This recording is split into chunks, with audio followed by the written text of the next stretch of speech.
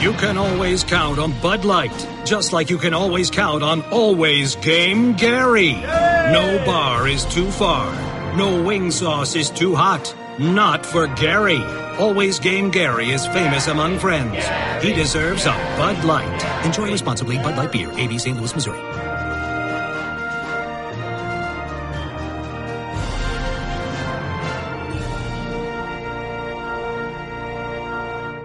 This is the Dan Le Batard Show with the Stugotz podcast. Have you been clinically diagnosed with attention deficit disorder? Has it been clinically diagnosed? The reason I asked the question is because Stugotz, just before the microphones went on, was giving me a bunch of opinions about everything that needs to be fixed everywhere in the world. Mm-hmm. And I was just curious whether that was something that has come back as an official diagnosis or not, or is not. ADHD? Yeah, adult ADHD, yes. It was. I was diagnosed with that many, many years ago. Yep. Okay, I knew that, didn't I? I think you did, yeah. Okay. I told you, yeah. Okay, because Stugotz was just waving his arms and talking about the idea of having a programming czar. And he was just waving his arms because Stugotz has a lot of ideas on a lot of different things, most of which don't get finished. But every day he's got like 400 ideas on something. And he was just railing during the break in a way that made him tell Mike Ryan to shut the bleep up because he was like waving his arms around with this idea that he had of a programming czar. And I'm convinced it's just because he wants someone named a czar of something. I love a czar. And I do think we need a programming czar who develops new shows, who develops new talents, who takes the shows we already have and tries to make them better, or maybe talks to people like myself or Mike Ryan or you or Sarah Spain or Pablo and gets their opinion on stuff. I am by no means lobbying to be this czar. It's just something I think that we sort of need. No, but Mike, this is what's funny about Stugotz, and I marvel at him. He comes over, sniffs something, and says, "Yes, I could do this better." It's amazing to watch. Like whatever that thing is, just someone should come to me. I'll give them some ingredients, and then that thing can go and be successful. Now, just so that you have full context for what it is that we were talking about, because many of you are writing in asking me, Le Batard, how are you going to defend this Barstool debacle? I mean, how can I defend it? The president of the company said he made a mistake. Like, what is there to defend? If you don't know what happened here, Barstool, ESPN got, outsourced its edgy fun and got burned by it in a way that simply helped Barstool and nobody else, which was probably what was going to happen the moment that the partnership was made, because Barstool has a raunchy, the dangerous past with a bunch of stuff that we're not doing anymore in 2017. This worked out fine for Barstool, no? Yeah, perfect. Yeah. Perfect. Canceled after one episode. I feel bad for the two guys because they're clever and creative and they don't have much of anything to do with the sewer. But you can't have that name around a Disney product. And so the mistake was admitted after one episode and now it's gone. I find curious, though, the way you guys delight in these things. Does ESPN have an identity crisis? I mean, it's a Disney company. The identity has been sports and make money. And it's been really good at that identity for a long time. And now it's not ESPN that's changing. It's the rest of the world. It's social media. It's America. And so it's like ESPN identity crisis. Oh, no, it's just like everything is leaking. Politics is leaking into every damn thing. And so what's the identity crisis? It's a Disney company here to provide you sports and to make money for itself. That's the identity. It's one of the biggest brands in the world. Sports and money. That's it. Sports and money. Yep. That's the identity. Not politics and money. Not suspensions and money. Not social media and money. Sports and money. That's the identity. It's what the identity has always been. This place hasn't changed. They've just hired a bunch of people who like to bounce against the edges of those limits. And that's why we're here. And that's why they tried it with Barstool. And they're like, whoa. No. They should have known before that. Yes, agreed. But they were trying to give two talented people. Man, I've told you before, I want ESPN to become a place where you see Saturday Night Lives, where you see Bill Maher's, where you see John Oliver's, where you see comedy skits, where instead of highlights, you're seeing the stuff that HBO is doing. But, man, we've got a lot more hours of content around here and a lot more venues than HBO does. So some of it's going to be crap. It's a lot of hours on a lot of networks. There is. You're right. What do you think they're going to do with that time slot? Bar stew? You want a Tuesday night show on ESPN? As long as it's taped in the afternoon and it runs Tuesday night, I'm good with it. And I get paid a lot of money. Did I ever tell you? I don't think usually the things that pay a lot of money are on ESPN2 at 1 a.m. on a Tuesday. I don't think that's generally how that works. I mean, you just throw a camera in my car and we're off and running. Bar stew beaver talk. Go ahead, Mike. Make the joke the right way.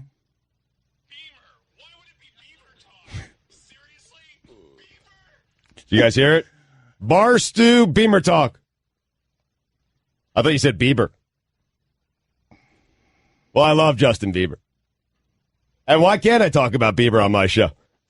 It's my show. On my show. It's my time slot. On my show, in my car. Yeah. Wait a minute. It's such a terrible feeling. Hold on a second. Let's backtrack for a second. Look at how crushed the room is back there. You know what? I love the room, and I love those guys. I also don't care. Because I had 3 people on my headsets at once, and that needs to be managed by Mike, and he needs to do a better job with it. $2. I'm going to owe $2 and probably $4, and I'm just going to throw $100 down because I'm about to go off on everyone. But I can listen. I have trouble hearing one person at a time, let alone I already have 100 voices in my head. And I got Mike, and I got Guillermo, and I got Fat Chris mouthing something. I owe $20. They want you to put your headset up against the microphone so that they can make the joke. You have no people in your headphones now. See how that plays out for you. I love you guys. All right. Perhaps I took that a little bit too far. All right. And I will. How about this? I'll give each of you $20. What? Not for the fine, but not because I feel bad. Hush money? Wait a minute. It's I want you back in my head. What is this? A Hollywood settlement, Weinstein? Like what? What? What just happened? I'll be mean to you. Here's $20. Like what just happened with Stugotz's problem solving? I only have $2. And there it is. And there it is. The broke Harvey Weinstein. Here's what Harvey Weinstein looks like if it has no power, doesn't sexually harass, and just wants to be the programming czar for ESPN. I never said that. But let's. Said that. Can we just chronicle the last 3 minutes? Just the last 3 minutes of everything that happened, where Mike's trying to talk in your headset and you blow the joke. Yeah. And how it is that you want to parlay that into more power and money? Mm-hmm. I do. I'm good at this stuff, man. I'm not saying I want this job. I am certainly not suggesting that at all. I'm just saying we need one. But I'm good at this. I consume more ESPN than anyone. I'm serious. And more sports programming than anyone. And Guillermo, put that on the poll. Anyone. Does Stugotz always comes in here. You'd think you'd know more about what happened the previous day in sports if you were actually consuming that much ESPN instead of me asking you, hey, did you see this story? And you always go, huh? Retention is a problem, Dan. Guillermo, put it on the poll. Does Stugotz watch more ESPN than anyone? I mean, I don't think I don't even know what the watching ESPN rankings would be in this room, but I think you'd finish 5th. There's no way. There's no way. I mean, I'm home every day by 2 o'clock, and I'm telling you, I'm consuming ESPN. You play golf. Yeah, but I consume it on the app. Oh, your story's already unraveling after one follow-up? I'm telling you guys. I watch Dan's show every day. I shouldn't say. I watch Dan's show on the days that I'm on it, and I don't watch it any other day. So you've seen it 15 times. I don't watch Around the Horn because they never put me on it, and they're never going to put me on it. Same with PTI, so I don't watch that. But SportsCenter, that's my show. Programming czar. ESPN needs a programming czar. I'm with Stugotz on this, though. Thank you. I mean, I feel like we've got a couple of those. Don't they have programming czars? I mean, we've got a few of those, but no, he wants a programming czar over all the other programming czars. It sounds like his programming czar just listens to him. No. Here's I want that czar. Give me shows. It seems to be your business plan here. I got plenty of ideas involving me. I love this. I love Stugotz being hired as a programming czar consultant, and his every solution to everything is you give me a show. Yeah. Let's start with here. Tuesday nights, 1 a.m., me in the car, ruining Bieber Beamer jokes. I'd throw you a bone. You'd let me co-host? I'd get you involved. You'd get me involved? Yep. You'd let me get you coffee? Yeah. I'll get you involved at a show. I mean, besides the show that you already have. Why are people so interested in this, in the nonsense, though? In, like, what? This is interesting. No, but I'm not saying this one. I'm just saying, like, people like to see ESPN step in it. And it's just like in 2017, who's not stepping in it, man? Do you know how much of Hollywood is scared right now? Because we're going to start digging around in everybody's past. And you see that other guy, that guy that made the Tyson movie, James Toback. Now there are hundreds of women coming forth because he's a deviant. And now the women have been empowered, and so they're coming after all these men who have been abusing the power. And this is just the tip of the iceberg, because it's going to be the gay guys and the kids next. Pedophilia, and like, it's going to be rampant. What you see happen here as now the media descends on these kinds of stories, and we have yet more divisions along the lines of middle America's looking at drug-addled, gluttonous, sexual, predatory Hollywood and saying, stop having values for me as I go to church on Sunday. You, Clooney, all you people who are looking down your nose at me. Like, that's where we are with everyone and everything. This is leaking into everything. So, and it's a contaminant. And so if you want sports and just sports from here, ESPN keeps hiring diverse people who are sort of pushing the boundaries on that. That's not an identity crisis at ESPN.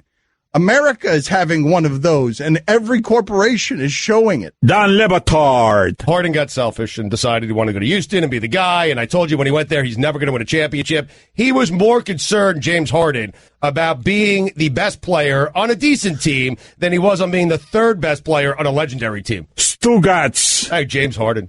And the beard's enough already. Who is he with a beard? Hey, he's trying to be different. I get it, James Harden. The beard. It's seriously the beard. When I think of James Harden, I won't think of anything other. I won't think of championships. I won't think of winning. I won't think of one of the all-time greats. I'll only think of his ridiculous beard. It's Harden. Him and his beard should be ashamed of themselves. This is the Don Le Batard Show with the Stugotz on ESPN Radio. I don't think a lot of us really understand offensive line play in real time. So the Miami Dolphins have 3 first-round picks on their offensive line, and Pro Football Focus says that Jay Ajayi's, all his yards but 2 came after contact on Sunday. All of his, 50, 60 yards came after contact. They weren't blocking anybody, but what you're seeing from Wentz right now is a product of Wentz improving plus that offensive line being overwhelming. So I want to talk about Wentz in a second, but before we do that, I'm just curious what's happening here, because a lot of you now, this happens every time that we talk about ESPN stuff, a bunch of you calling me liberal and other names, and, you know, somebody writing in here, I can't believe you've become ESPN's mouthpiece. So, real quick, before we move on to other things, because some of you seem to be rooting for ESPN to fail, and some of you seem to be making this about politics, even though very often I'm telling you, I've never been about right and left. I've been about right and wrong. I would ask you this, because Barstool canceled after one show, Tuesday, ESPN 1 a.m. show. They had one show, it got fewer than 100,000 viewers, and then ESPN bailed on the project because either they didn't know or they saw after the fact, whatever. The president of the company said, I erred in linking us to that name, Barstool, because they have a lot of content that's questionable. And they've got a past that's misogynistic, even though they're trying to clean some of that up. But I would ask you this, as many of you laugh at ESPN today and say, look at ESPN stepping in it, too hot. Barstool is too hot for ESPN. Fox will hire anybody. Let's see if they hire Barstool, because this would be a good time to hire Barstool if you didn't have all that stuff with, you know, everybody at the top of your company, including Bill O'Reilly. Go ahead and you get in bed with the misogynists. See how that one works, because you'll hire Michael Vick and Pete Rose and anybody who'll get you some buzz. Let's see if they're too hot for Fox, too. If you like to blame ESPN so much and you want to make it about politics, right, let's see if Fox can handle what it is that these folks are doing, because Fox will hire anybody as long as you've got some name, and they like that you might have some controversy in your past. But they, at the very height of their company, have had some sexual scandals that would be problematic for them to take on Barstool. So now make it about right and left. Now make it about fair and balanced. Now make it about, because where are they going to go? And that's good for Barstool. They could create their own space. Too hot for everybody. Right. I mean, they seem to be doing just fine on their own, right? Mm-hmm. Whether you like them or not, agree or disagree with what they do and how they go about doing it, they seem to be doing it. But that would be the play for Fox, wouldn't it? If they didn't have, it's not just Bill O'Reilly. It's not just above Bill O'Reilly. It's also their former big honcho in sports. Jamie Horowitz just lost his job because of this kind of stuff. So, I mean, you could call me a mouthpiece if you want, but what I'm telling you is this stuff is seeping in everywhere where opinions are given, even the playground. I like that stuff. I want to talk about Muhammad Ali. My brother just got some licensing on some shirts with Muhammad Ali, and he's going to be printing shirts because Muhammad Ali is a personal hero of mine. So I want to be doing that kind of sports show. But I don't know what you want from ESPN in this climate. You want them to pick a side? Do you want them to be out there? Well, I don't know what you guys want from ESPN that you're complaining about all of the things happening at ESPN. I don't know what they want, but maybe they didn't want that show to air in the first place. Maybe. Like one episode and then you take it off, and I think people are confused by that. Okay, no, but that's a mistake. Like, there's no disputing that that's a mistake, but what I'm telling you is that in this climate, those kinds of mistakes are going to get made, and it's not about an identity crisis. It's about cord cutting and technological shifts and people trying to stay out in front in the modern age as the same thing that eats newspapers starts to eat radio and television as Netflix grows and Amazon grows and all the technology. All commerce is changing, and in a way that requires companies to be really fast on their feet in real time. Like, newspapers got swallowed fast, Stugotz, in the media culture. Like and here's the thing about newspapers, that information's still valuable. Everybody still wants the information, still needs the information. It's important for a democratic state to have the information. So the information is still valuable, except you can't get people to pay for it. Right. Well, it's free everywhere. Right. Yes. Right. And so it becomes very hard to run your business that way. Go ahead and try and run your business on your competition. I'm going to charge you for something that no one else is. That's right. That's correct. That's correct. I'm opening up a resplendent campus to sell tap water here in well, I mean, I guess in Flint, Michigan, that would actually be something, clean. That's not it, but mostly tap water is free and clean in this country. Time to pay for the deal we made with the devil. I realized that was awkward because I was thinking to myself, tap water could have appeared to be a Flint, Michigan joke. Clean tap water would be something that would have value. I didn't want it to appear that way. We're too sensitive nowadays. Hold that pen up to the sky, Stugotz. Stronger than any sword. We write letters and numbers on pieces of paper using the fine pens from Zebra steel pens. Is it really stronger than any sword? I don't think so, but that's what it says on the sheet here. I think it is. When's the last time you held a sword? The pen is mightier than the sword, I think is what we were going there for there. I took it literally. Yeah. Well, listen, we love Zebra pens. It's not stronger than any sword. Pretty damn strong, though. Yes. We don't know. I think the one you're holding is plastic. I have the steel one. Why don't you feel this and tell me if it's stronger than a sword? Oh, yes, definitely stronger than a sword. Thank you. There you go. Dan Le Batard. The origins of this term come from the military, Dan. The literal sense of the term, that is a day spent in field maneuvers, is now little used. Stugotz. The first reference we have for that meaning is from 1747 in Scheme, a Quick Men of War. These periodical wait a minute, interviews. let me just stop you. This is the Dan Le Batard Show with the Stugotz on ESPN Radio. Here's your SportsCenter update. Monday Night Football, Eagles beat the Redskins 34-24. Carson Wentz, 17-25, 268 yards, 4 touchdowns. He also ran 8 times for 63 yards. Cavaliers guard Dwayne Wade approached Coach Tyronn Lue over the weekend and requested to come off the bench. J.R. Smith is now back in the Cavs starting lineup. And finally, Judy Garland was put on a diet while filming The Wizard of Oz. The diet consisted of chicken soup, coffee, and 80 cigarettes a day. She was 16 years old. All right. Yeah. Up your bourbon game. Larceny Wheated Bourbon is the key. It's award-winning small batch bourbon made with more wheat for a smoother taste. Unlock the smoothness of Larceny Bourbon today. Think wisely, drink wisely. Larceny Bourbon, Bardstown, Kentucky, 46% alcohol by volume. For all the latest headlines and information, tune in the SportsCenter on ESPN Radio all throughout the day. Did you say 80 cigarettes a day? I said 80 cigarettes a day, and she was 16 years old. Guillermo, can you put it on the poll, please? Do you know anyone who smokes 80 cigarettes a day? That doesn't seem like that number can be right. That a 16-year-old is smoking that much? Does that seem right to you? A 16-year-old, no. I am guessing that there are people out there who smoke 4 packs of cigarettes a day. But that's, yes. I mean, a 16-year-old, that seems absurd. No, that seems like a lot for anybody, if I'm not mistaken. Texter writes in, I don't know anything about smoking. I don't know. That's a safe bet. I mean, I don't know, but I thought for a second, I don't even know how many cigarettes are in a pack. So when you said 4 packs a day, that was the first time I was learning it was 4 packs a day. I feel like Jay Cutler's probably at 4 packs a day. Mikey C., our board op, who helps produce Weekend Observations, chimes in helpfully. That's 20 cigarettes in a pack. Yeah. He was real quick with that. All right, Mikey C., can you hear me? Mikey C., can you hear me up in Bristol? How many cigarettes do you smoke a day? I'm like 35, 40. Okay, so Jesus. Wow. All right, good. Good first time appearance on the show. We rained down judgment on your bad habit that's clearly killing you. But he's ripped. Mikey C. is shredded, man. Yeah, what does that mean? His organs aren't. He's not shredded. He is. I am telling you, he's jacked, man. I'm telling you, he produces my show on Sunday mornings with Mike Gold Jr. We do a thing called Bristol. You never see him. Yeah. I've met Mikey C. How many times have I met you? Like 2 or 3. And are you shredded or not?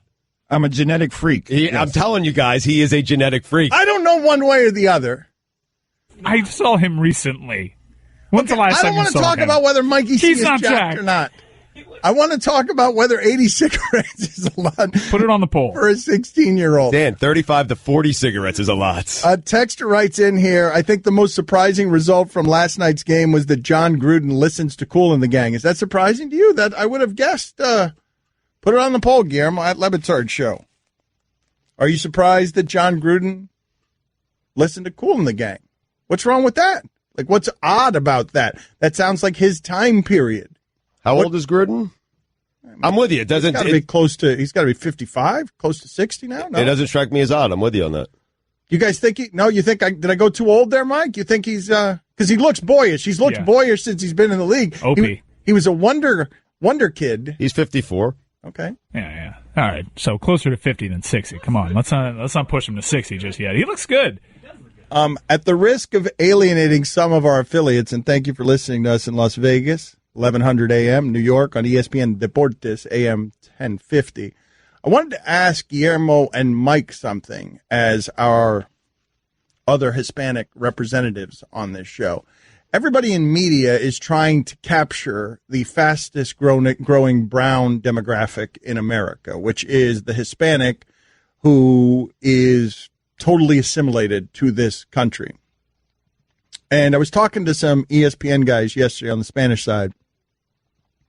And what I wanted to ask Guillermo and Mike is, ESPN is putting on ESPN2 during Monday Night Football. They're putting on the Spanish language broadcast for Monday Night Football. And I find that alienates me. It alienates me. I am Hispanic, born in this country. I understand Spanish perfectly. I do not want a broadcast that is just in Spanish. I want a Spanglish broadcast. I want to see on ESPN and Fox and elsewhere in media, I want to see things that feel authentically like my people.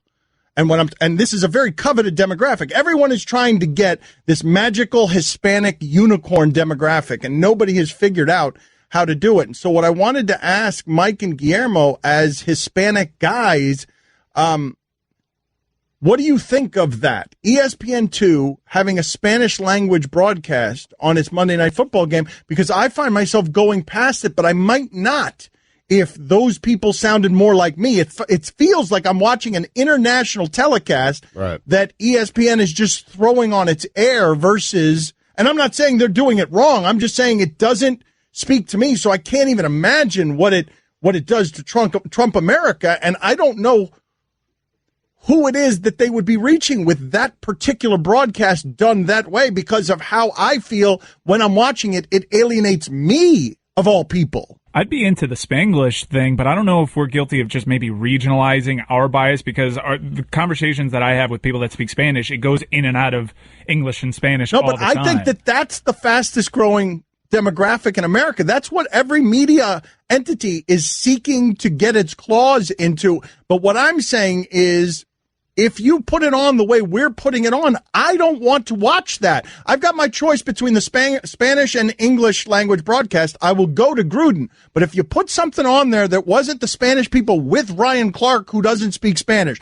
if you put something on there where I was watching Spanish people who speak English and Spanish and we're going in and out of it, I do think that that's something that would be more inviting to me.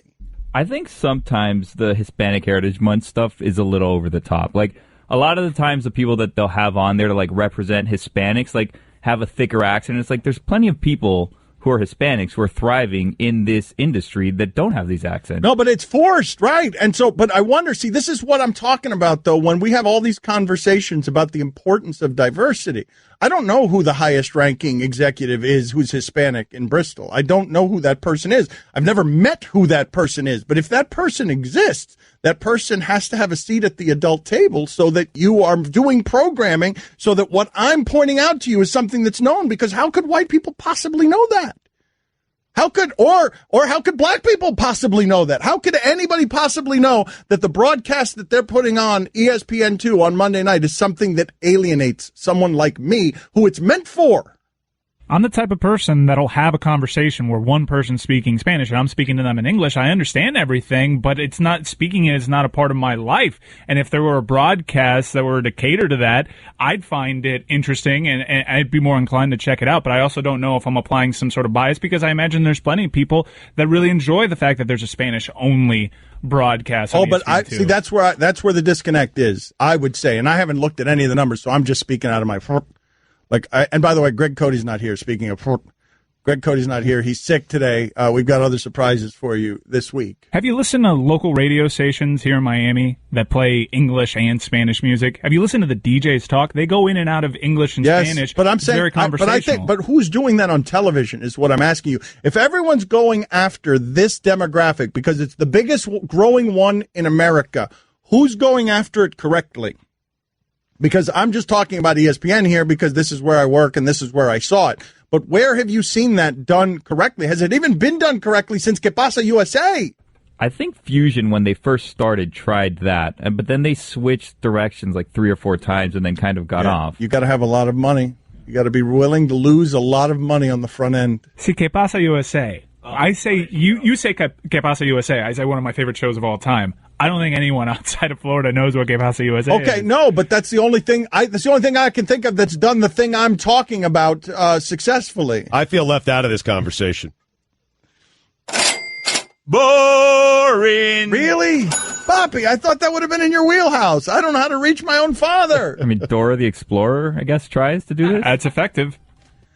Feeling good this morning? Is it because you had a great night's sleep? That's probably because you laid down on a Lisa mattress. Tell them more about Lisa Gotts. Yep, love my Lisa mattress. Most comfortable mattress I've ever slept on. You don't believe me? Well, how about Michael Phelps, Joe Flacco, Kirk Cousins, Richard Sherman? All of them sleep on a Lisa mattress. We're talking about pros and Olympians who could literally choose any mattress, and they chose Lisa just like me. Why?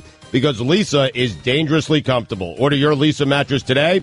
They'll build it, box it, and ship it to your door to enjoy 100 nights risk-free. Go to leesa.com/Dan and use promo code Dan to save more. Leesa.com/Dan, promo code Dan. Start of the day, start of the day. It is the start of the day. Start of the day, start of the day. It is the start of the day. Start of the day, start of the day. It is the start of the day. Start of the day, start of the day. It is the start of the day.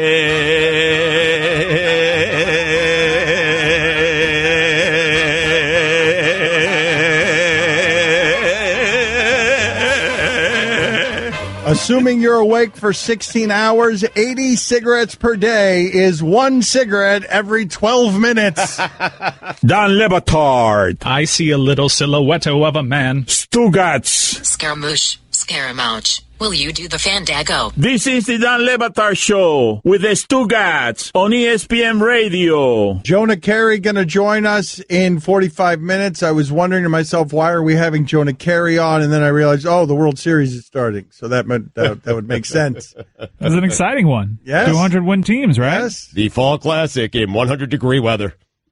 It's going to be a fun series. The playoffs have been great. The baseball playoffs Awesome. have been just good team after good team, and these games are being decided by, check the replay to see if the backup catcher's foot was on the bag. Like there isn't a lot of difference between these teams. Sweet, I'll take your word for it. You said that like you don't like it. Like you don't like, the replays. Oh, no. Okay. No, I like how random the playoffs are, and I love the skill level, and I love that these teams are good. But what I'm saying is Cleveland's just as good as these two teams. Right. And the Yankees are really a good baseball team, and they got eliminated. But I would say, because we always talk about baseball rarely rewards its best team. The best team rarely wins. I think you have from start to finish. I know Cleveland finished really strong. Start to finish, I think these are the best two teams. Well, yes, that can't be disputed. The thing that's weird about the Dodgers is there's never been a season like that one. In the history of the sport, there's never been a season where after 100 games you're saying this is the best team I've ever seen, and then over 25 games you're like, what the hell is the matter with this baseball team? And now they've just picked it up in the playoffs. What have they done? They've lost one game in the playoffs? Is that right? So. Yeah, I think I'll check it right and now. That's another thing. Arizona could have easily won the World Series this year. Arizona was an exceptional team that just gets swept right out. Get out of here. 3 games, get out of here. Yeah, and Colorado was a good team this year. I mean, they didn't even make it, right? It was a fun baseball season with a lot of very good baseball teams, and these are the best of them. I just would have preferred Dodgers-Yankees. I think everybody outside of Houston would have, right? Dodgers-Yankees? Yeah, I think so. Yep. The Dodgers lost 1 game to the Cubs. That's it. So if everyone outside of Houston would have wanted Dodgers-Yankees, this is a weird thing, right? Where the Yankees found themselves in the position where they were the underdog. The Yankees went into the playoff. The great story of these playoffs is the great story organizational story in baseball is the Houston Astros. It was just a couple of years ago, Stugotz, that they were losing 111, 106, 105 games in 3 consecutive seasons. And they go from that to building it into this, and their best player is this Lilliputian, this garden gnome second baseman. Right. Who is unlike anybody to ever play the sport for his size. Altuve and Correa, man, like those 2 guys, that's the centerpiece of their organization, and they're good enough where I can safely say, if they stay healthy, this team's going to be good for the next 10 to 15 years. I don't know that you can do that in baseball. So they are good. They are good, but I don't think you could do that in baseball. Mike Trout's been excellent, so good, and the Angels have just been okay. Everybody's real sad today because Greg Cote is just broken, and he's not here, and your Tuesdays or something that makes you very excited, and so I feel bad for all of you that Greg Cote of the Miami Herald isn't here today. He's feeling under the weather, and he's so stubborn, Stugotz. It's infuriating because he was sick here last week, coughing, hacking. He had to leave during a couple of segments. I've had to tell his family, will you get your husband and your father to the hospital, please? Get him to a doctor. Right. And he's just a stubborn old man. Because it's been a couple of weeks now that he's been sick. You're right. It seems to be getting worse. But no, it is getting worse. It is getting. I'm legitimately worried. I called him this morning because I found out he wasn't going to be in here. And it's not the same on Tuesdays when he's not here. No, it's not. We love him. We love having him around. Does he sound terrible? You have him on the line there, Mike? Okay. Does he sound terrible? Because the people are legitimately worried about him. They're bummed. I know he will love this. This will make him feel better. Yep. This will be like medicine for mighty Greg Cote. Let's give him some Lobos update. Give it to him. It is time now for a weekly update on our favorite team, Greg's Lobos. Here is their head coach and president of football operations, Greg Cote. This'll cheer him up. Nothing makes him feel better than that. Nothing. I know you need this medicine. You need this medicine, Greg Cote. How terrible do you sound? How bad does he sound? Well, this is medicine for me, a Lobo's update, because, I'm sitting bolt upright on my desk. It's Dan, Stu, and Greg Cote on ESPN Radio. A Zebra steel pen feels good the second you pick it up. These are tough pens that combine style, strength, and value. So, as you battle your way through the day, arm yourself with a tough Zebra steel pen. Now you've found Zen in your pen, and it's tough as steel. Dan Le Batard. There's a belief that there's gold in the heads of bald men, so police in Mozambique are warning bald men. Stugotz. I'd cut my own head off if I were bald. See if there's gold in there. I like money. This is the Dan Le Batard Show with the Stugotz on ESPN Radio. ESPN Radio is presented by Progressive Insurance. Progressive is celebrating 5 years and more than 500 cars donated to vets. To learn more, visit keystoprogress.com. Guests on the Dan Le Batard Show appear via the Shell Pennzoil Performance Line. Here's your SportsCenter update. Eric Bledsoe, following the firing of Suns coach Earl Watson, tweeted the words, "I don't want to be here." Bledsoe was then sent home by general manager Ryan McDonough and did not play in last night's game versus the Kings. The NBA fined Stephen Curry $50,000 for throwing his mouthpiece in the direction of a game official. The NBA also fined Warriors forward Andre Iguodala $15,000 for verbally abusing a game official. And finally, a Canadian man is contesting a $118 ticket for screaming in a public place after being caught singing in his car. The tune that got him in trouble was C+C Music Factory 90s smash hit. What happened? CNC Music Factory. Yo, it says C+C here, man. That's how they do it. Oh, my God. No. I don't know. I don't know how they do it, man. I mean, you guys give me these books to read. I mean, tell me before. Listen, in my defense, I was asking a bunch of questions, man. Like, know your talent. I owe you $2, man. God, Mike. CNC Music Factory. Start losing money in this job. C+C Music Factory. CNC Music Factory's 90s smash hit, Mike. I owe you. Like, I don't have any cash on me, man, because I gave it all away in the first segment. I only had $2. Yeah. CNC Music Factory's 90s smash hit, Gonna Make You Sweat. Everybody dance now. Taufik Moala was driving near his suburban Montreal home on September 27th when police pulled him over. Police asked him for identification and whether he had been screaming. I said, no, I was singing. Mr. Moala told the Montreal Gazette, I was singing the refrain. Everybody dance now, but it wasn't loud enough to disturb anyone. The Montreal man had been on his way to the grocery store when the 90s dance track started playing in his CD player. Police checked the inside of his car along with his license and registration. They handed back his documents along with the fine. Mr. Moala does not think his singing merited a fine. Man, C and C. Otherwise, it was flawless. Not really. For all the latest headlines and information, tune in the Sports Center on ESPN Radio all throughout the day. Guillermo, can you put it on the poll, please? Put it on the poll the way that it's written on the sheet of paper. Would you call this C+C Music Factory? Yes or no? Because there are probably many people in the audience who don't even know what CNC Music Factory is. Right. I mean, why is it C+C and not C and C? I don't know. I don't know the answer to your question. Okay. I should have known that? You're thinking I should have known that? No, I'm not positive that you should have known that. I mean, someone your age should probably know that, but I think there are many people in the audience that have no idea what we're even talking about. Did you see last night what Joel Embiid did and what Joel Embiid said? Did you see any of this, Stugotz? What he did on the court? What he did and what he said after doing it. I saw what he did on the court. I did not see what he said afterwards. Okay, so he goes off on Andre Drummond, and Andre Drummond is a young man, but Andre Drummond is a 6-year veteran in the league, and I don't know why he's not better. It's confusing to me because that dude should have been a monster. And one of the things that makes him not be a monster is that Embiid says he doesn't play any defense. Quote, he doesn't play any defense. When we started the game, he was being aggressive, and he was talking, too. So I was like, you want to do that? I'm going to kick your bleep then. So that's what I did. In my mind, I was like, you want to switch up because you're playing against me? You want to be all physical and talk bleep? So I was like, you're going to get your bleep beat all night. I love that. This dude, if he stays healthy, big if, is going to do that to everyone in the league. Really good. I mean, Amazing player. And he can hit the three. But knows it. Yes. It's not just that he's an amazing player. It's that this is an awful lot of talk that this guy does for someone who has done nothing other than be hurt and lose his entire professional life. Not that there's been very much of it, but he hasn't played many games. But if he plays, he's totally overwhelming. So overwhelming that he could want Drummond, dominate Drummond, and then afterward tell you, yeah, that dude's no good. Who does that? Who does that?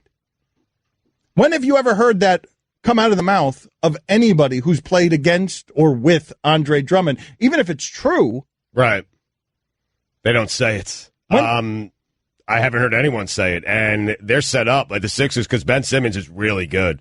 I mean, he's got, I think, 3 triple-doubles in his first 4 or 5 games. Yeah. Like, they're set up here for the future if Embiid can stay healthy. Well, a lot of guys can stay healthy. And, look, they've missed. Okafor is terrible. Yep. He can't play defense. And I'm not sure about Fultz because he seems mentally broken already.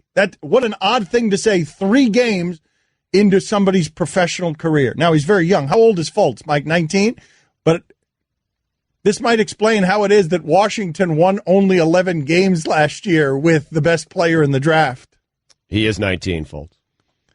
But you see what's happening with him, right? He's got the yips at the free throw line. No, I know. And you got Jared Bellis starting in front of him.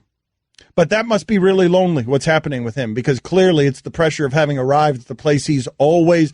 This is a mentally frail situation where a guy has arrived at the place he's always want to be at the doorstep of his dream, and he's got some sort of brain short-circuiting that it's the most vulnerable you will ever see these guys. You have to have somewhere within you this Embiid confidence in order to be great at this stuff. You can't be insecure about this. Sports will weed that out. It weeds out insecurity, not insecurity. You might have social insecurities, mommy, daddy didn't love you enough, but basketball insecurity, there's no such thing for the great ones. No, can it be fixed, though, do you think? Like, he's 19 years old. So. Yeah, I think it could be fixed, but I also don't recognize it. Because when have you ever seen the yips from a guy who's not 7 feet? I mean, I understand Dwight Howard went 0 for 9 from the line last night. He hits him in practice. Shaq used to hit him in practice. I don't know if Drummond hits him in practice, but when do you ever see that from the little guy? The little athletic guy who was drafted first in the draft. How about never? You never have a guy short circuit like that who's a ball handler.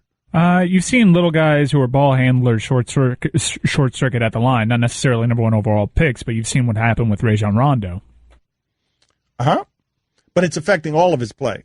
It's not if it's there, it's going to be everywhere. Rondo, it might have been at the line and it might have been with jump shots, but it wasn't with the rest of what he was doing. He was still rebounding, and he was still making assists, and somehow he was scoring 44 points in a playoff game. Yeah, he was still a very positive contribution. People are saying that Fultz is banged up.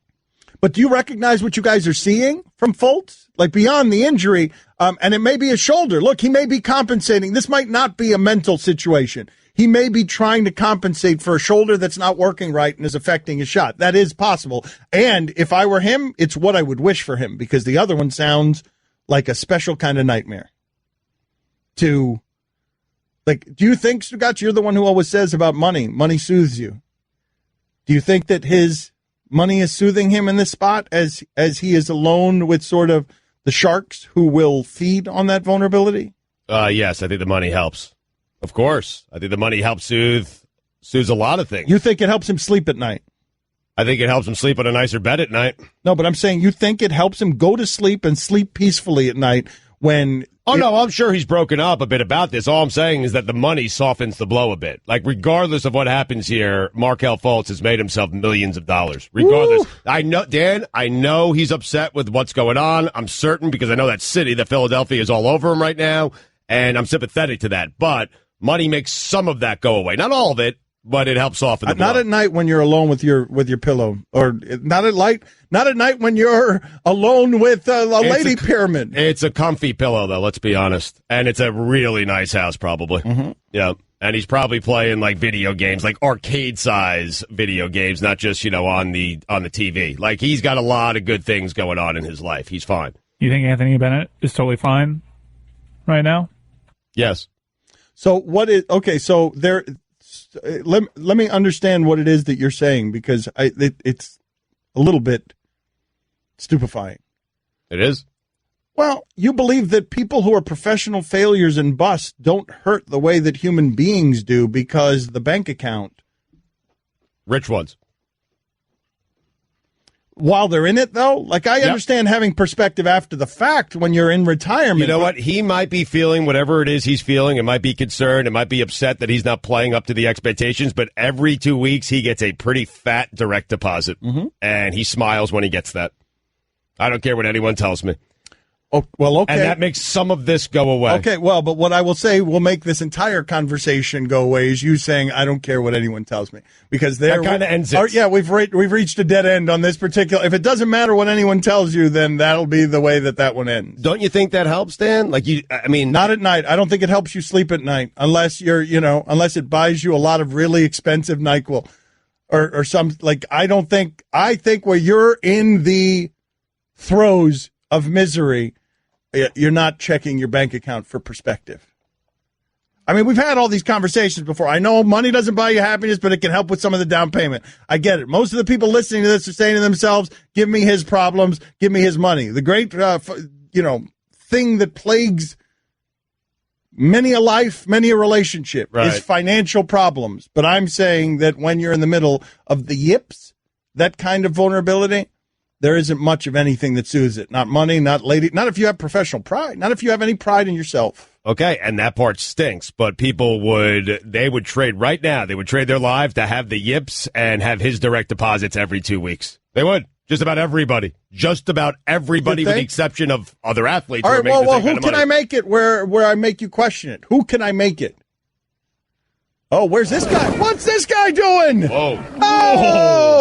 Oh, I love this conversation. Where have you been? Oh, I've been down in hell, hanging with my boy Art Briles, watching a lot of AFC North football lately, crunching some Deshaun Kaiser film. But I love what you guys are doing. Really changing radio with does money make you happy? Really, we've talked about this for eternity down where I come from. There's a lot of rich people where I'm at. They're not having a hell of a time. Oh, hell of a time. You saw what I did there. What? Oh, wow. Where's he been? Whoa. Money can make you happy, but it's all superficial happiness, and you can't take it with you when you die. Yes! The angel of nuance! Delightful, with a point that was well made and timed correctly and after his angelic music. A victory for the angel of nuance and sunshine everywhere! Time for Dan to reluctantly take part in something Stugotz couldn't be happier doing.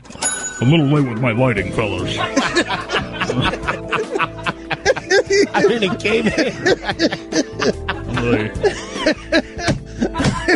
Who's handling the lights here? Why did they come in so late? Well, I hope he's getting paid a lot so he can go home and sleep happy. Is that Loretto? Are you in need of an oil change soon? Stop by to see the car experts at Advance Auto Parts so you get the best oil on the market. Stugotz about to tell you more, but if you're listening on the radio and not watching on television, when the dirty of the demon of debate makes appearance, it's usually with smoke and red lights, and for some reason everyone was caught off guard by the dirty demon of debate's most recent appearance. Yes. So there was no red light until afterward when he was just back to being Mike Ryan. It's on him now. Weird. Dan Le Batard. What's the stat, by the way? It sounds like a dumb one. Box plus minus. Yeah. How about rings plus minus? I mean, okay. 6 for MJ, 3 for LeBron. Stugotz. Put LeBron's rings in a box and then put MJ's rings in a box and tell me who has more. How's that sound? It's plus 3, by the way.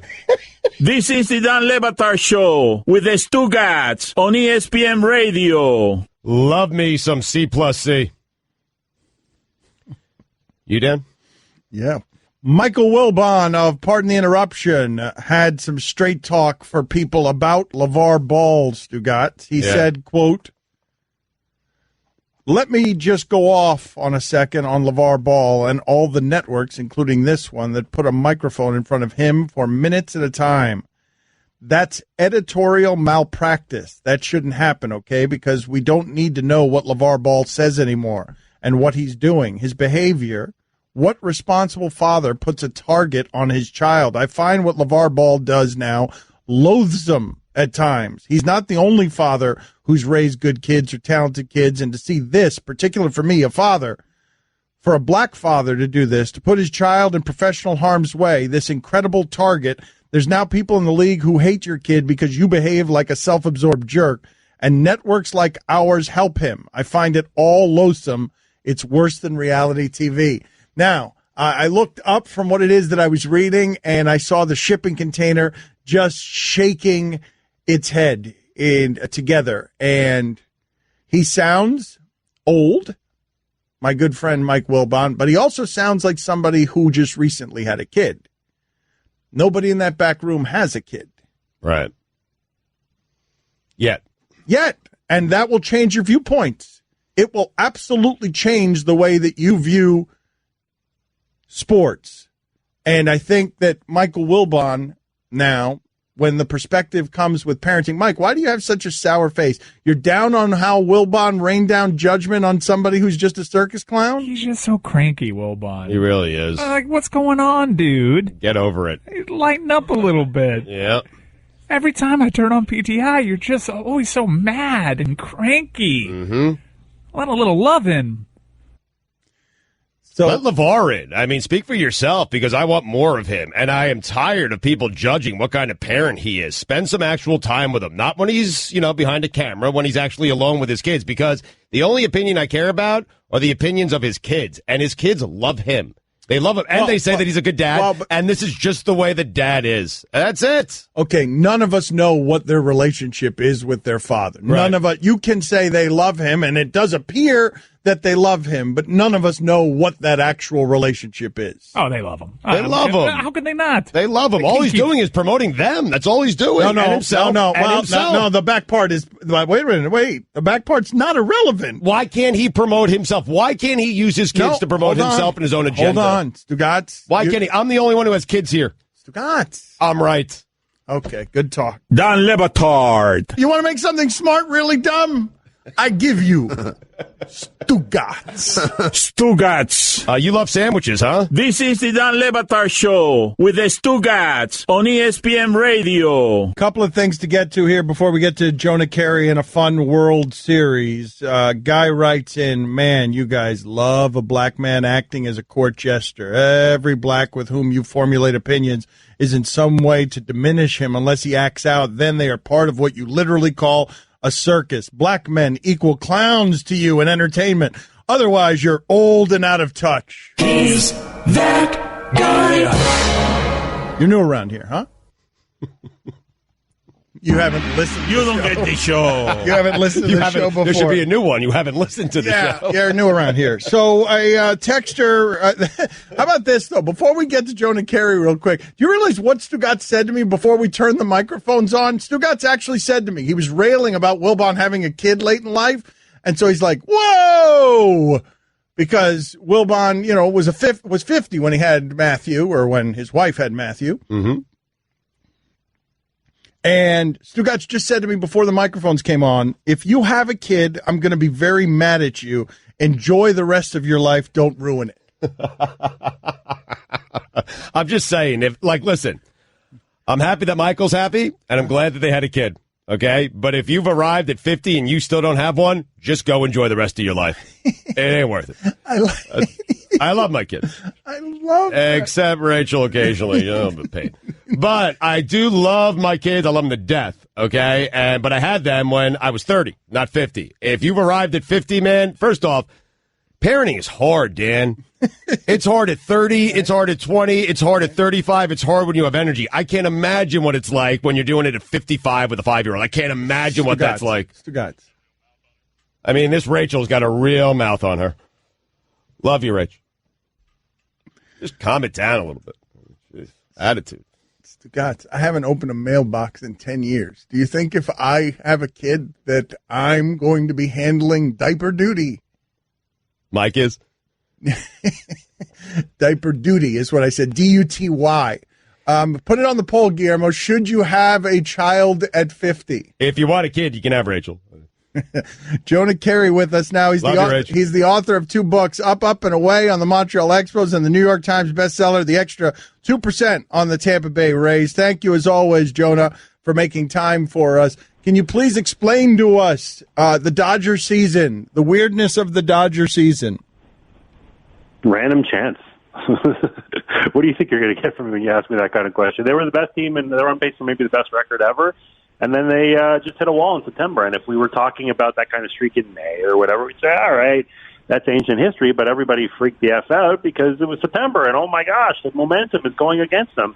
And if you go look at studies of baseball history, any data configuration you want, there is no evidence, zero evidence to suggest that anything that happens in September has anything to do with October. It happened this year to the Dodgers, happened this year to Cleveland, obviously. The 2006 Cardinals were absolutely not a very good team, and they limped into the playoffs. They were 25-32 to end the season. In 2001, the Mariners won 116 games. They were 17-6 to end the season. They got rolled by the Yankees. This stuff happens all the time, where weird things happen in September, and then people forget about it in October because the results are totally different. Are the Dodgers a good deal better than the Astros, or is it impossible to say that when both teams have won 100 games?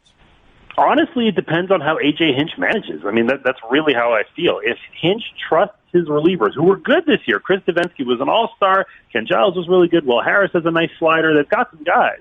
But if he says, well, those guys give up a couple runs over the last few weeks, I can't trust them at all, I'm only going to go with basically, Keuchel, McCullers, or Keuchel, Verlander, McCullers, and 1 or 2 other guys, then you've got the Dodgers with a proper 11-man staff, and they really have a good deep bullpen like they haven't had in throughout this whole run recently.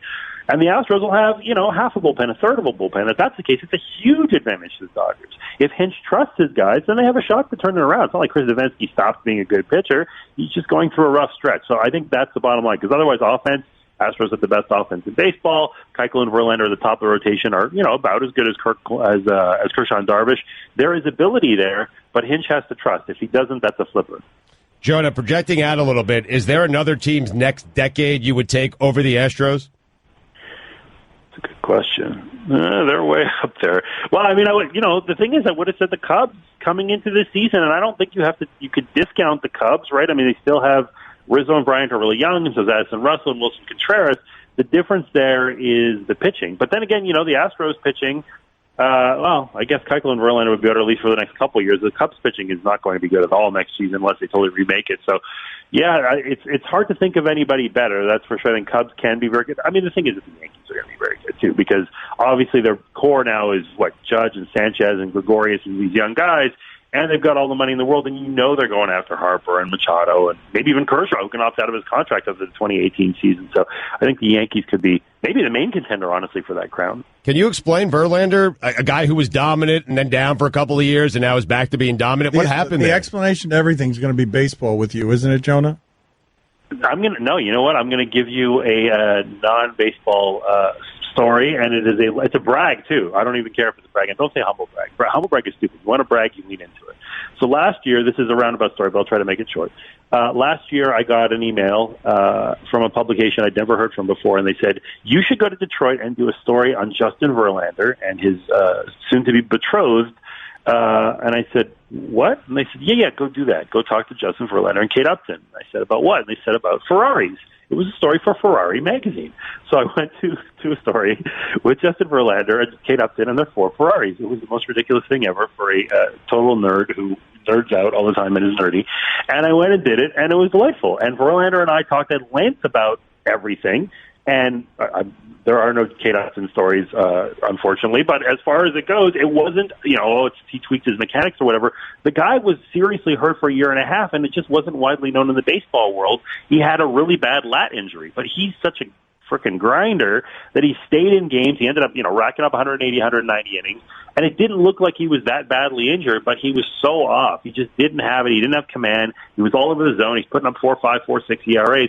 He's just healthy. And even this season, granted, he wasn't that good to start the season, but he had some mechanical tweaks that go with that same lat injury. It's a kinetic chain. Everything that you do with pitching can be affected if you have that kind of injury. And so he figured that out this year, even though he had figured it out last year too, and got back to where he is. So I think he's going to have to do a lot of real body maintenance to keep it all going. But that was the bottom line with Verlander. When he's got everything kind of in check mechanically and health-wise, he's still devastating. He's still almost as good as that MVP guy from a few years ago. If he doesn't, then he isn't. Can you explain to us, Jonah Keri with us, he's got a couple of books about baseball, Up and Away on the Montreal Expos and the extra 2% on the Tampa Bay Rays. Can you explain to us sort of when baseball changed where Verlander would be totally okay in big situations, throwing a 3-0 breaking ball against Sanchez or a 3-2 breaking ball to Hicks in leverage situations? Like, when did that change happen? Because I remember asking Kirkshin about it like last year, and he's like, Dan, that's been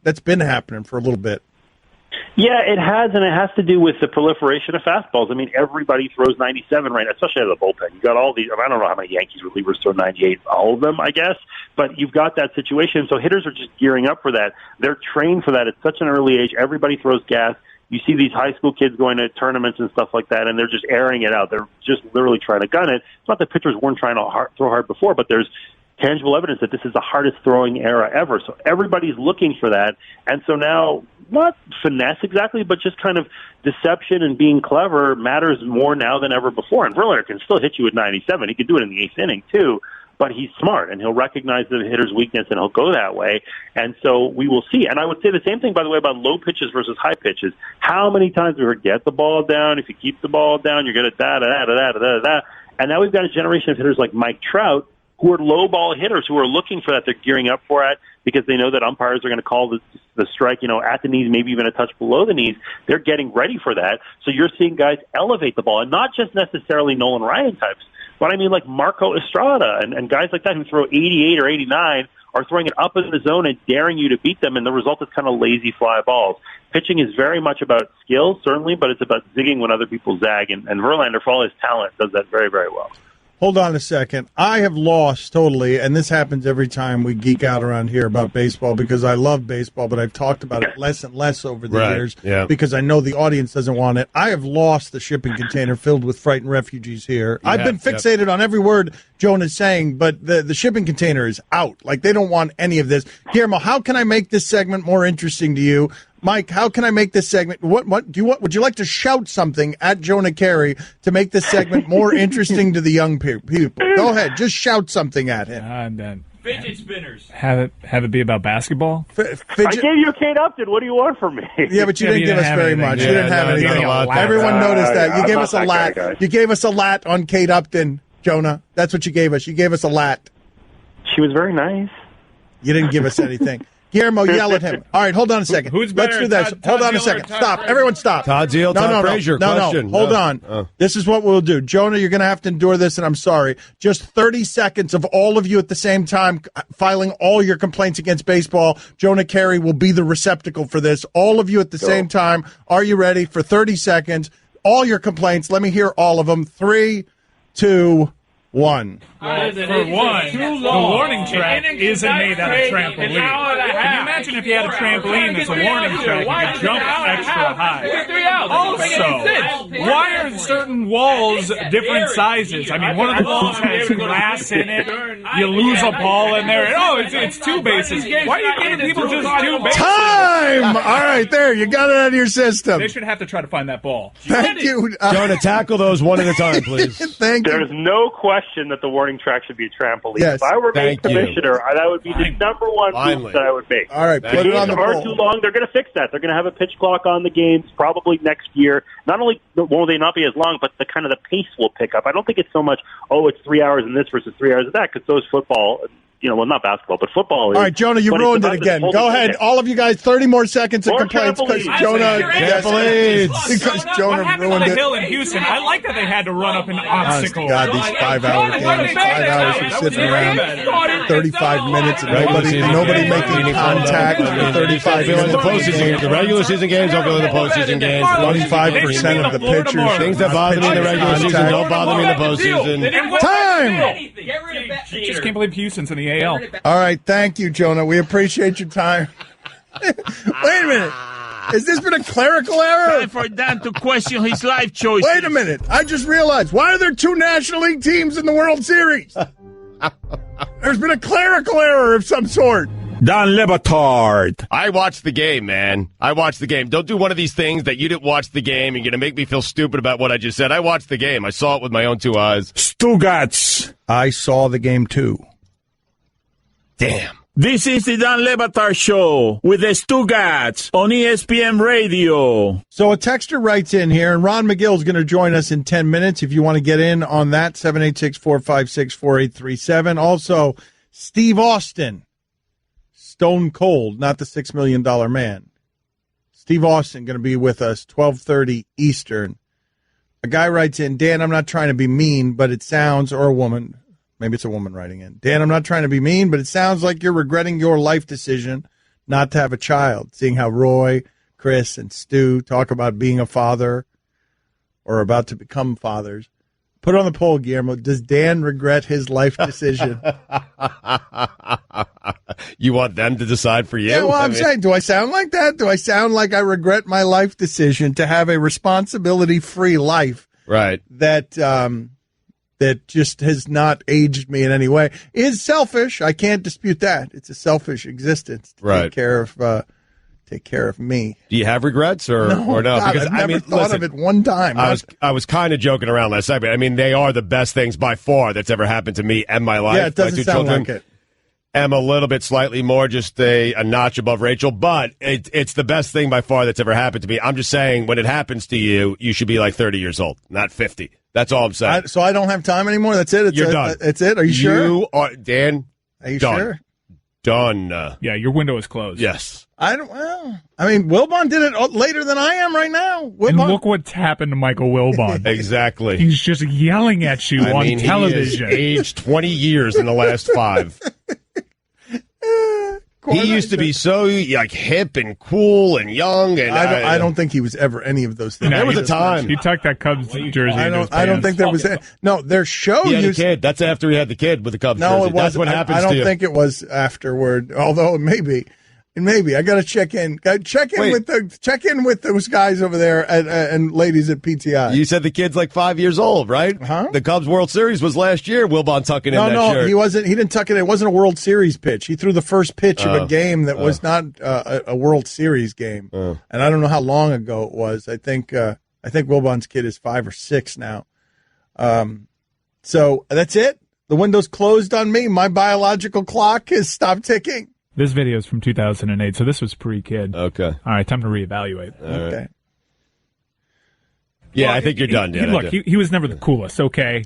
Well, but there has been a drop-off all right, here. But can you guys help me out on something? I mean, didn't Janet Jackson just have a baby at 50? Like, I don't understand. You are not Janet Jackson. Exactly. Well, but I'm not a woman either, so, like, it's safer for me to have a baby at 50 than it is for Janet Jackson to have one at 50. You are not a part of the Rhythm Nation. What does that mean? I don't understand. I mean, I do understand. If you have to ask, then you are not a part of the Rhythm Nation. Are you thinking about this? Like, is this something you're thinking about? The texter has written it. You guys have forced me to think about it right now. I am spending more time thinking about it right now because you guys have forced it upon me. You foisted it upon me because the texter wrote in that I sounded like I was regretting my career, my life decisions. Can you guys imagine Dan's kid? I mean, the potential, how smart, how intelligent. Can you imagine Dan's kids? No, I can't. Yeah, I can't imagine him with kids. You know what would happen if I was left to my own devices with a kid? It would walk out into the street and something bad would happen to the child because I wasn't paying attention. Oh, for the sake of the child, you should not have a child. Absolutely. How are your parents with all this? I would leave a kid behind on my way to like the casino. I would just sort of forget him, leave him or her on the top of the car. I'm not laughing. These are all very serious situations he's throwing out there. Things that he's probably considered while making this life decision. Yeah. I actually saw like a little child's shoe on the sidewalk the other day, and I'm like, yeah, that'd be me. Except it wouldn't be the shoe; it would be the entire child that would be on the sidewalk. There would be a leg connected to the shoe. God, man. Just enjoy your life. Mike! Clean up this leg! Mike! You can always count on Bud Light, just like you can always count on Always Game Gary. No bar is too far. No wing sauce is too hot. not for Gary. Always Game Gary is famous among friends. He deserves a Bud Light. Enjoy responsibly. Bud Light Beer, AB St. Louis, Missouri.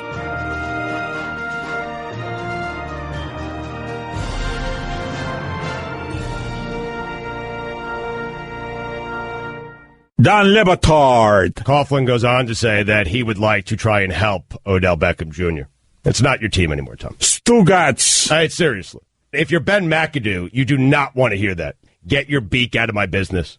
That old, red, crusty beak. Like, who was Tom Coughlin to come in? I'd like to reach out to Odell Beckham Jr. You had your chance when you were the head coach of the Giants. Now you're not, okay? Move on, Tom. It's Ben's job now. You think Ben McAdoo wants Tom Coughlin's help? Honestly, do you think he does? Well, I'm going to let the audience... He took his job. You think he wants his help now? Thank you for asking me a question and then just continuing to steamroll. Sure. You're always there for me that way. This is the Don Le Batard Show with the Stugotz on ESPN Radio. Guillermo, put that on the poll, please. Does 35,000 sounds way too high for average amount of cookies eaten in a lifetime? That sounds ridiculously high. It depends how they're defining cookies. Like those small cookies now, like the mini Nutter Butters that I love, I can rip through a bag of those. There's like 100 in there. I'm serious. I ripped through a bag recently. So you're bringing up the average by yourself? Yeah, yes, I am. Dustin, you're on ESPN Radio with Ron Magill. Go ahead, Dustin. Hey, Ron. I just wanted to know if there's any other animal in the animal kingdom besides Dan that chooses to not have relationships or children. Well, no, because that would in effect make these species become extinct. I'm sure there's probably some individuals, like a very sad fact that most people aren't aware of. If you look at most male antelope in the world, like if you go to Africa, see a group of a bachelor herd of male antelope, the majority of those males will never breed and never have kids. They will die that way, never breeding and never having kids. That's because competition is so stiff. But the reality is, it's not that they don't want to. It's just they get the pants beat off of them by stronger males that outcompete them for the females. Well, that's the same thing that's happening to me. Can you explain? Can you explain to the audience which are the animals that are? What's the list of animals that are monogamous? There's a lot of them. A lot of the water birds, swans and geese. Things like flamingos, things like penguins, and in the primate world, things like siamangs and gibbons. These are lesser apes, tend to be monogamous. I'll take... I don't know how I'm going to say this. Let me see if I can say this. The ESPN suits don't get mad. Generally speaking, in primates, the larger the testicles, the less monogamous they are, the more polygamous they are. Okay? So if you get an animal that has large testicles, that is an animal that is not monogamous at all. That's an amazing fact. And you learned something. But it's a true fact. That's awesome. That's the best kind of fact, Ron. Yes. The true fact. Okay. So at Le Batard Show, just put up there, did you know that, Guillermo? Did you know what Ron just said? Mike, you're on with Ron Magill. Go ahead. Go ahead, Mike. Hey, Ron, this is Mike. I just wanted to know, where do birds go when they fly south? Do they all go to the same place, or do they have places that they like over the others? It depends. They all go to one hotel. No, it's not like there's a certain Club Med for birds that they all go down to, but they follow a certain route. The migration route of certain species follows the same route, and they follow that route because along that route are certain feeding trees, certain feeding areas, certain stops where they know they can refuel to get to the final point. It's not necessarily the final point being where they're going to have fun, but it's a place that has a temperature and provides food for them until the temperature warms up north where they can go back up again and spring comes up and against the seed and the fall. They're basically following food and avoiding drastic temperatures. Ron, do animals lie? Are they deceptive? If so, like, which animal is most like me? No, there's not. Animals lie. How do animals lie? I think the term lying. I think lying and deceptive are two different terms. Animals are certainly deceptive. They can certainly try to entice an animal into a certain situation, whether it be for breeding or even to kill them and eat them. So there's certain deceptions that are, there's the anglerfish, that has this little antenna that comes out of the top of his head that has a little glowing ball at the end of it, and he wiggles it around, okay? And it's like a lure. So when a fish comes to eat that thing, thinks it's a little worm, then the anglerfish grabs it. It's the same thing. The stonefish opens his mouth, and then the base of his tongue, or the alligator snapping turtle, it grows all this algae in it, opens its mouth, and the base of its tongue is this little pink little worm that wiggles around. It stays perfectly still. Fish comes around, swimming. Oh, look, a little worm inside the mouth. Goes in to eat the worm. Bam, the mouth shuts. So that's deceptive. He's lying to that fish because he's letting the fish say, this is a worm for you to eat. But the reality is, I'm going to eat you. Ron, why do we call conniving people, really shady people, weasels? Is there something in weasel behavior that's emblematic of that? I think weasels are thieves. They are very quick. They're incredibly aggressive predators. But I don't know about conniving. Like, they don't, it's like the same thing that they say sly as a fox. I don't know if a fox really is sly. I mean, they're cautious. They go through. What's the animal cliche like that bothers you the most? Which is the one that you're like, no, that's so inaccurate. Why are we saying sly like a fox and wise owl? Blind as a bat. Bats aren't blind. Okay. I can see pretty well. Okay, so wise owl is a good one, though, Stugotz, because you've told us. That's it. Wise owl, absolutely. We've gone over that, absolutely, because it's probably one of the least intelligent of all the birds. Owls are idiots. Well, I don't like using those terms. Idiots. Dan. Put it on the poll, Guillermo. Are owls idiots? Did you know that owls were idiots? Actually, fact, true fact. Not as intelligent as other birds. Moron. Let's just leave it at that. What is it with you? No, it's just annoying. It's annoying. I like facts. And everyone thinks the owl is smart and wise, and the owl's a fraud. And it's about time someone called him out on it, and her. God, get the next caller, please. Mike, that's not funny that I keep making it men and women every time clumsily? That's not funny? You should go person. You're just such a, I don't know, Dan, Drew, you're on ESPN Radio with Ron Magill. Go ahead, Drew. Hey, Ron, why don't we see any of the larger man-eater sharks like great whites and tiger sharks on displays in aquariums? Because they're incredibly difficult to keep alive. Great white sharks, I think the Monterey Aquarium in California was able to keep a juvenile alive for a while. There are some tiger sharks in captivity, but not really large ones. These animals are, pelagic animals. They need large expanses of water to keep on moving around.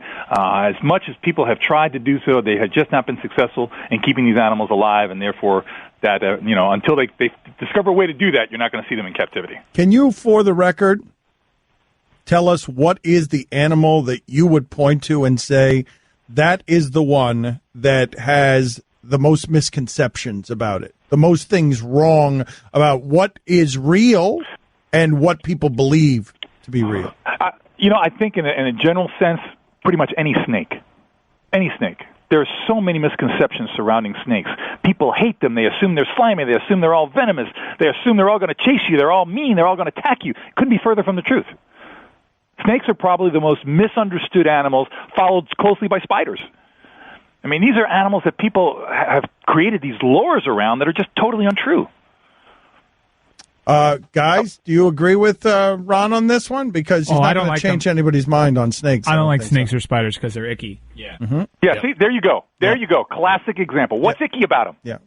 Oh, why, because they don't have arms and legs like you do? Tongues and they look icky. They feel icky. Dirty you guys are so simple-minded. You're so shallow. Wow, you're really lashing out at everybody here. It's unnecessary. Charles, you're on with Ron Magill of Zoo Miami. Go ahead, Ron. Charles. Yes. Ron, I don't know the difference between alligators and crocodiles. Can you tell by just looking at them, or is it just based on the region that they live in? No, you can tell just by looking at them. Generally speaking, full-grown alligators tend to be almost black in color. Crocodiles tend to be more of an olive green. Crocodiles also have a lighter eye, like an olive green eye. Alligators tend to have a dark brown to black eye. But the most important thing is just the shape of the snout. Alligators have a very blunt U-shaped snout. When they have their mouth closed, you only see the top row of their teeth overlapping the entire bottom jaw.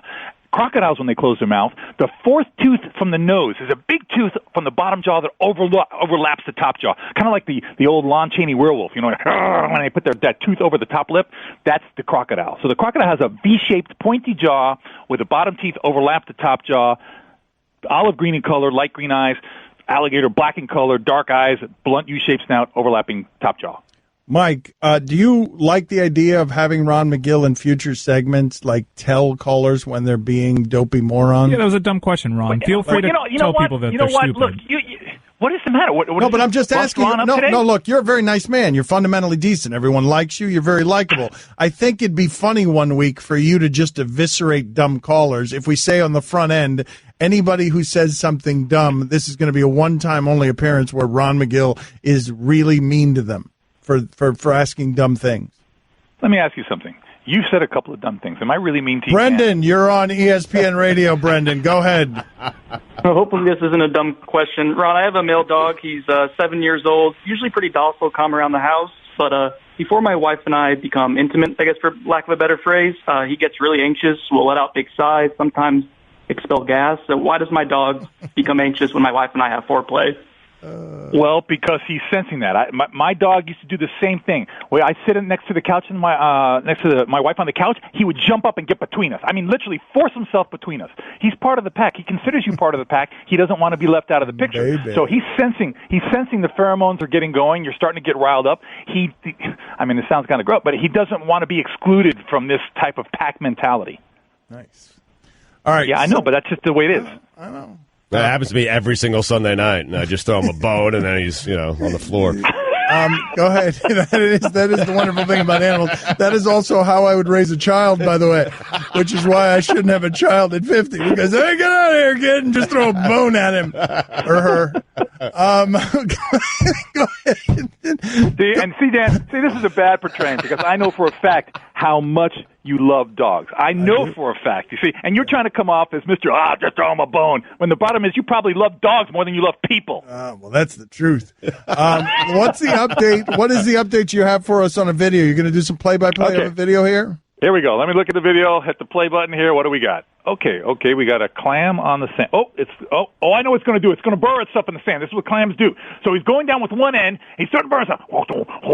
Watch him going down. But you know what? He's sucking in the sand to get the room to go down in the sand. So he's going to have to expel that sand. I bet you that comes up. Watch. He kind of pukes the sand up every now and then. No, he's not doing it. I don't know why. But usually they have to do that to get the sand that goes in there. He's got to make room to get more sand in, and he just kind of pukes it out. But I don't know why this guy doesn't do it. Anyway, he's going to bury himself in the sand. It's kind of boring otherwise. It's not really anything. Oh, there it goes! He did puke it out! It just came out like a big volcano eruption. Fantastic! And there's a little pee at the end there, too. That was kind of neat. Another one. Jeez! See how good. Didn't make a liar of me. That's exactly what he's doing. It's really cool how the clam burrows himself down in the sand so he doesn't get eaten by something else, because birds love clams.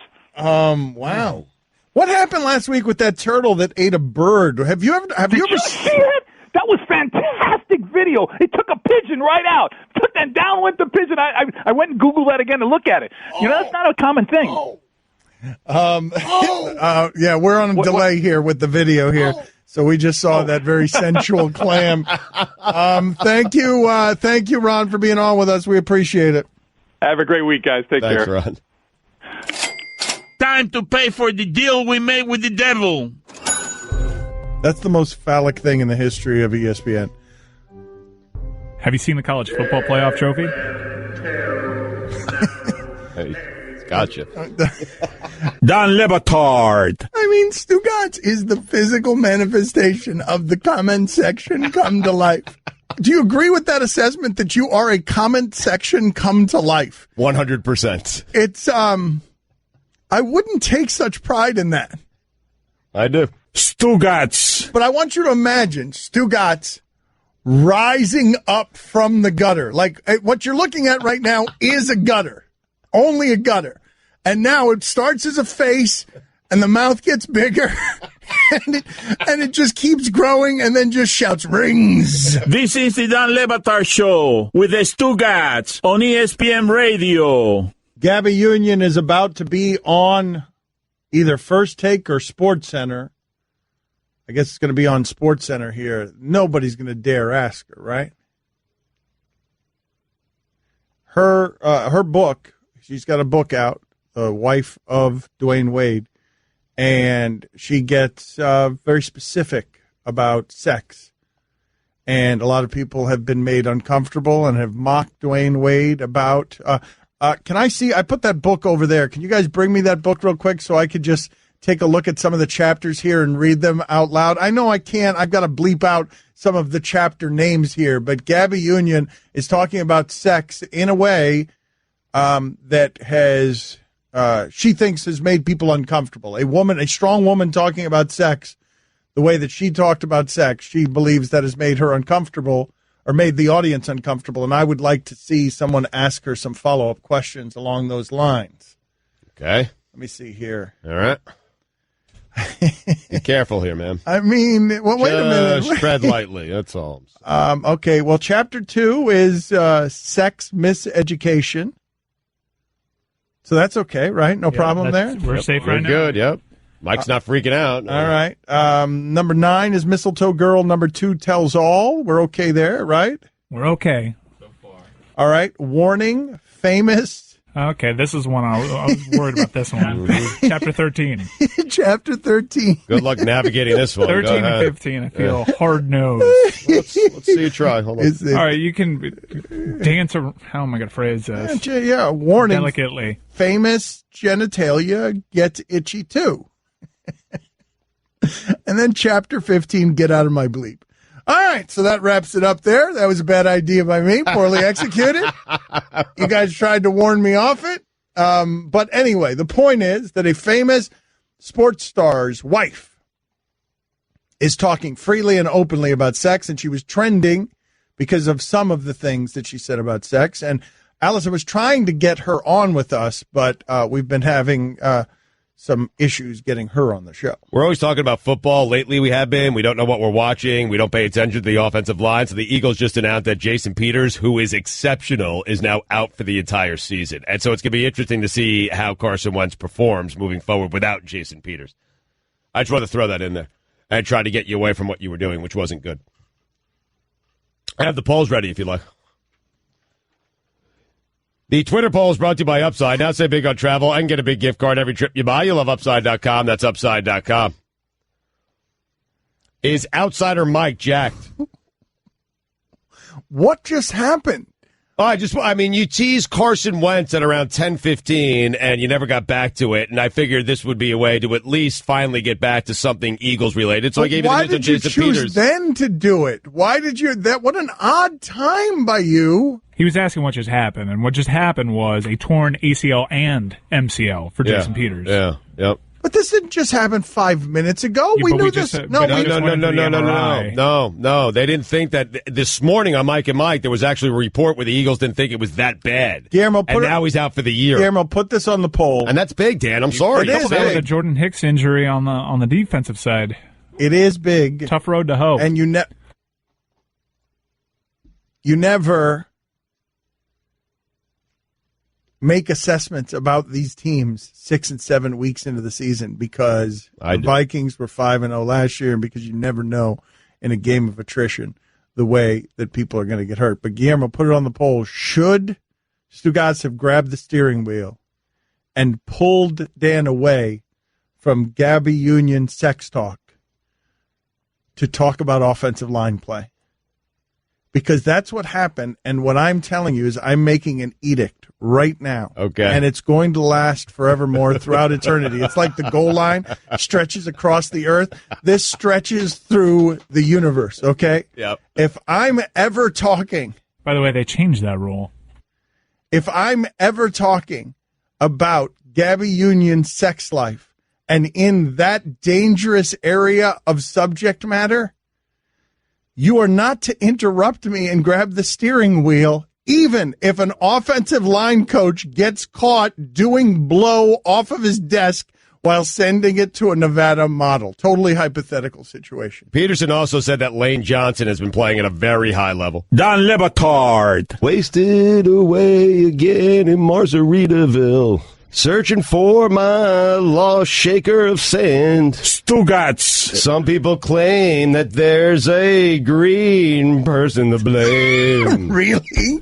But I don't. I'm not Margaritaville, baby. This is the Don Le Batard Show with the Stugotz on ESPN Radio. ESPN Radio is presented by Progressive Insurance. Steve Austin, Stone Cold Steve Austin, going to join us in just a second here on the Shell Pennzoil Performance Line. Very excited for that. Here's your SportsCenter update. Eagles left tackle Jason Peters and linebacker Jordan Hicks will miss the remainder of the season. Peters suffered a knee injury while Hicks injured his Achilles. Adam Schefter reports that the Dolphins have released cornerback Byron Maxwell and have filled that roster spot by signing former Bears quarterback David Fales to back up Matt Moore. And finally, Taco Bell appears to be beta testing a Kit Kat quesadilla at select Wisconsin locations. Oh, come on. The Kit Kat Chocadilla has actually been offered at Taco Bell locations in the United Kingdom for some time and is a grilled, soft flour tortilla filled with warm, melted chocolate and Kit Kat crumbles. Sounds great. It does? It doesn't? Let's ask Stone Cold Steve Austin. We will. For all the latest headlines and information, tune in to the Sports Center on ESPN Radio all throughout the day. He's a WWE Hall of Famer. You can see Steve Austin's Broken Skull Challenge tonight, 10 p.m. on CMT. Steve Austin with us now on ESPN Radio. Did that sound delicious to you? A Kit Kat quesadilla. Hey, man, I'd try one with a margarita for sure. Okay, very good. But, yeah, what wouldn't he try with a margarita? I'm curious here, Steve, because there's a lot I want to ask you here. But the first thing I want to ask you is, how and why did you injure Sylvester Stallone? You know, I don't really think I injured him. I'll tell you what, for 2 days we fought in this underground bunker way back in the day when we filmed The Expendables. And a couple of months later, I was sitting in my deer stand at my ranch in South Texas, and I get this phone call, and it's Sly leaving me this voice message that I broke his neck. So I don't think I actually broke his neck. I think it was kind of just the tip of the iceberg, so to speak. From that guy from doing so many action movies, I think he was just beat to shreds. He would have made a great pro wrestler, but I think it was just the tip of the iceberg, all the damage that he had incurred before and all those movies that he put himself on the line. But I got credited with breaking his stack of dimes. I don't know about that. I think it was just wear and tear. Wear and tear. He had a hairline fracture in his neck. He spent 3 weeks in the hospital. I got to put him on injured reserve. What kind of madman are you? What's the matter with you? I had to put him on the pup list. Okay, you did. You put him on the pup list. What is the most gruesome match that Steve Austin was ever involved in? Because you did a barbed wire match one time. Was that it, or was it another time? You know, that barbed wire match was in the formative years. I think I was just starting out in Dallas, Texas in the Sportatorium, and I was green as grass, didn't really know what I was doing. I think probably the War Games 92, 93 with all of us guys down there. It was a pay-per-view when I was with World Championship Wrestling. Had a bunch of great guys in the ring. 2 rings, big cage around it. I think by the time the match ended, everybody was covered with blood. I would probably say that would have been the most gruesome or bloody endeavor ever, but there's been a few. That doesn't really happen anymore, but it was just a lot of time, and it was a lot of good times in the ring. And when I think back about that, I just got a lot of good memories of when I was in that business because I had a blast. Again, you can see Steve Austin's Broken Skull Challenge tonight, 10 p.m. on CMT. What is the most physical pain that you have ever endured? I know you had the neck issues, but the most physical pain you've ever endured during a match. God dang, getting dropped on my head, and, it was a transient quadriplegic for about a minute there before finishing that match in Meadowlands, New Jersey. That was scary because I didn't think I was going to move my arms or my legs again. And right there when I was laying in the middle of that ring in front of 20,000 people on a pay-per-view, I thought I was the next Christopher Reeve. This was just not too long right after he had that action off that horse. And it scared the hell out of me. And as far as that was the most serious, but I think probably the most pain, I was working in a dark match with Triple H at a television taping, and he was laying on the broadcast table, and I decided it was a good idea to jump from the ring and try to just put a forearm right through his throat, and ended up blowing my ACL out. And I was thinking, man, that wasn't very smart. So it's just some of the issues with the knees that I had going through the paces, and, breaking 3 bones there again in Meadowlands, New Jersey, when I got dropped through a table and then crashed into a chair. Just things like that happen, and people think, hey, man, pro wrestling, hey, man, the outcome is determined. That is a rough-ass business to make a living in. I had a great time, and I always tell people it was the greatest job I ever had. It's very, very hard, but it's so much fun. The bumps and the bruises and all that stuff comes with it. When you get in the business of pro wrestling, they call it sports entertainment these days, you don't sign up for ballerina to be a ballet dancer. It's a tough life, but it's a fun life. Can you explain to us, again, you can see Steve Austin's Broken Skull Challenge tonight, 10 p.m. CMT. So you think you're paralyzed, and you finished that match, and you won the Intercontinental title that match. Can you take us through? You're on the canvas. You think you might be paralyzed. Now you're going to finish that match. Take us through what happened from the fear to finishing that match. Well, the funny thing about it was nothing funny about it. I didn't panic. But when I got dropped on my head, and if you watch that back on YouTube, there's a very loud noise because Owen's ass hits the mat, and so does my head, and that's an axial load. That's the number one cause of quadriplegia, and it happens to many football players who lead with the crown of the helmet. So anyway, there I was, laying there. Owen was about to cover me, and I just looked up at him. The funny thing about it was I was concussed, but I remained razor sharp, and I just told him, I said, hey, don't touch me, I can't move. And so Owen bought some time just kind of messing with the crowd and talking trash, giving me a moment to clear the cobwebs. And I was working with my referee, Earl Hebner, there. And finally, I was laying on my back, and I couldn't move anything. Finally, I mustered up the strength and got some of my faculties back. And I told the referee I was supposed to win with the Stone Cold Stunner, which was my trademark finish. I just wanted to finish the match because that's what you do when you're in the ring. You finish matches no matter what happens. Guys have done it before me. Guys have done it after me. So I tell him roll up for the win, which just means I'm going to cradle him from behind. But it took every ounce of strength, guts, and determination that I had to just crawl. I couldn't use my hands, so I had to crawl on my forearms, and it took everything I had to be able to bend my knees, get in position, just kind of grab his trunks. It was the worst roll-up in the history of the business. He worked with me on it, obviously. I was supposed to win the match. There was a stipulation in the match which I had to win. So I just gritted it up. I went for it and finished the match, and it took 3 referees to pick me up off the mat, and I held that belt up in the air. And if you go back and you watch that on YouTube, you can see as my eyes are open and I've got that championship in the air, the lights are on, but there is nobody home. And it kind of affected, some neurological issues that I still deal with. And I remember those guys, those referees, helping me back to the ring, helping me back to the dressing room.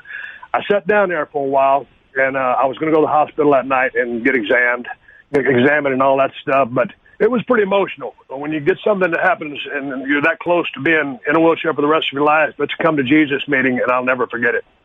Our producers just told me to Google your elbow, Stone Cold's elbow, and I did. What the hell, man? What the hell? When you're in the business of wrestling, you're hitting that mat so often. Gravity and physics, everything applies. And a lot of times, when you take a flat back landing, you're trying to slap the mat. It's kind of like a judo fall to protect yourself, and that's how you break your fall. But inevitably, you'll take a bump where you're kind of in a little crooked or not aligned correctly, because not everything happens correctly in these matches. And you'll bust that bursa sac in your elbow, or you get olecranon bursitis, and that sac fills up with fluid, and it basically looks like somebody's implanted a golf ball or even a tennis ball in your elbow. And in the old school days, when those things filled up, the cure or the cure that we came up with was just getting your arm and your elbow and just bash it into a brick wall to bust everything up. So I don't recommend that to anybody. I recommend. Did you just do it? Wait a minute. Did you just do it? Did I just hear the sound of you busting your elbow against something? No, I went through the motion and put my hand back on my knee and it slapped. So no, I did not just cure myself. All right. And right now, as we speak, the elbows are good. All right, you are an excellent guest. Steve Austin with us. You can see Steve Austin's Broken Skull Challenge tonight, 10 p.m. CMT. You are an excellent storyteller, but we're out of time, so can I just ask you a couple of rapid-fire questions here, real quick? Go for it. All right, who wins a battle royale between all of the NFL's quarterbacks? Gosh, all of the NFL quarterbacks? Yeah, who do you have winning that? Man, you got to think Big Ben would be in the top of that guy. Yeah, that's a good Cam one. Newton is such a physical presence. Yes, well, I go Cam or Ben. All right, and so who's least likely? Who's the first one that's going to get thrown out of the ring? Oh, man. Yeah, put me on the spot. Russell Wilson. He's so shifty, maybe they couldn't catch him, but I'm just Drew Brees. Drew Brees. Okay, very good. Go. Yes, excellent. So, you were good at this game. Yes, you are good at this game. What were the rejected names before Stone Cold Steve Austin stuck? Ice Dagger, Fang McFrost, and another one I can't remember. It was horrible. You chose the right one. Wait a minute. Did you go with Fang McFrost for a while? Was that a thing? No, did you fire the person who suggested that? Did you try Fang McFrost on for a while? No. I got 3 pages of these names I got 3 pages of these names after I pitched this creative idea to WWE, and I'm thinking, hey, these guys are geniuses. They're going to come up with a name for me. It was 3 pages of the worst names I've ever heard, and those are 2 of the ones that stood out. So anyway, Stone Cold Steve Austin worked like a charm. Yeah, it did. Fang McFrost. All right, our thanks to Fang McFrost for being on with us. You can see Fang McFrost Broken Skull Challenge tonight, 10 p.m. CMT. A pleasure having you on, Steve. Thank you so much. And by the way, you should watch this show. It looks fun. It's Steve Austin, and it's like CrossFit, crazy CrossFit extremes. So thank you so much for being on with us, Steve. Toughest show on television. Thanks, guys. Thank you, Steve. If I was the man I was 5 years ago, I would take a flamethrower to this place. CrossFit, crazy CrossFit extremes? Yeah, no idea what it is. No, I do know what it is. I've seen it a number of times, but it's like CrossFit with Steve Austin, and then there's I have seen it. What do you mean I haven't seen it? Tonight, I didn't say it very well, admittedly. I did not introduce it very well or explain it very well, but I have seen it. Advance Auto Parts. Tell them, Stugotz. I don't think it has anything to do with CrossFit. No, but it's CrossFitty. It is. It's a bunch of challenges. CrossFitty. Okay, it's close to CrossFitty. CrossFit crazy, CrossFit extreme. I'm telling you that the Broken Skull Challenge is CrossFit on steroids. All right. Don Le Batard. Did you know that Jose Canseco's finger fell off during a poker game? We did a good show today, man. 68% of the audience said no. That's all we got today. Is that all? Our job is done. Stugotz. That's a quality program we put together. Good job, everyone. This is the Dan Le Batard Show with the Stugotz on ESPN Radio. I'm excited to get to the polls. I feel like we have a ton of them. What do we have? At Le Batard Show on Twitter, Stugotz. Yep, Twitter poll is brought to you by Upside. Now say big on travel and get a big gift card every trip you buy. You'll love Upside.com. That's Upside.com. Does Stugotz watch more ESPN than anyone? It's close. 51% of the audience said no. Do you know anyone who smokes 80 cigarettes a day? 84% of the audience said no. Is Outsider Mike jacked? He smokes 45 cigarettes a day. 35. 45. He's lying. 63% of the audience said no. I know him, man. He produces my show. He smokes at least 3 packs a day. You do not know him. You do not know him. Okay, I don't know. Are you surprised that John Gruden listens to Kool and the Gang? 57% of the audience said no. If you lived outside of Miami, do you know what Que Pasa USA is? 65% of the audience said no. Would you read C plus C Music Factory as C... Well, no, I got to do it again. Would you read CNC Music Factory as C plus C Music Factory? 57% of the audience said no. I'll take that. I will take that. Do you know why pirates wore eye patches? 63% of the audience said no. Should you have a child at 50? 74% of the audience said no. Judgers! Does Dan regret his life decision to have a responsibility-free life that has not aged him in any way? 62% of the audience said no. Funny question. Does Dan regret his life decision to not have kids? 54% of the audience said no. Did you know that? Don't know what that was about. That was about animals with larger testicles being less monogamous. Oh. Thank you, Billy. Guillermo, quick, yes. I want you to reach into the bucket and grab $2. No, you can't do that. No, yes, he can. The whole world's upside down if he does that. You can't do No, that. you have to have rules. I believe he gets $2 from the fine bucket for how well he used the microphone. We're going to start doing that now? We're going to take money out of the fine bucket for good performance? I'm down with that. No, we can't do that. I'll raise my game. Good angel. He was the good angel today. He came strong. We can't be doing that. All right. Why? Because you make the rules? Man, I don't make the rules. I just protect the rules as they go along. Yeah. Does 35,000 cookies sound like too many cookies eaten in a lifetime? I can't believe it, Gus. What are you talking about? I cannot believe it. This has never happened before in the history of Le Batard Show polls. It's never happened before. What? 50-50. Are you serious? Yeah. I have to check the record book. Are you serious? 50-50. The same amount of yes and no. No. Never happened. Facts and info. What do you have for us on the cookie front? Cookie math. If you actually live to 75 years old, that's less than one cookie a day. Okay. Who has a cookie a day, dude? But I mean, it's a cookie a day from birth. But you go a day without a cookie, and then one day you have 15, and that's it. It all evens out. Once a week, you eat a pack of 7 cookies. Yeah. Okay, but you're doing so from the womb. I believe you're applying your own sensibilities. What do you mean? That's true. You're doing so from birth. To All have right. it be when 75 years old, you're having a cookie a day from birth. So throw out the first year or two. You make up for it when you're like 3, 4, and 5 years old. I'm telling you, I had 100 Nutter Butters just the other night. What else is on the poll? I can't believe we had a poll that was 50-50. I know, it's crazy. Did you know that owls are idiots? 57% of the audience said no. They're dumb, man. Should Stugotz have grabbed the steering wheel and pulled Dan away from Gabby Union's sex talk to talk about offensive line play? Actually did that? That's what actually happened. I cannot believe this. No. I cannot believe it. No. I cannot believe it. No. 50-50. No! That has never happened before. That is the first time that has ever happened. First time. Double 50-50. First time ever. No. This is the first time. Yeah, first time ever. This is the first time. Whoa. Anything else? Nope, we're done. What the hell just happened?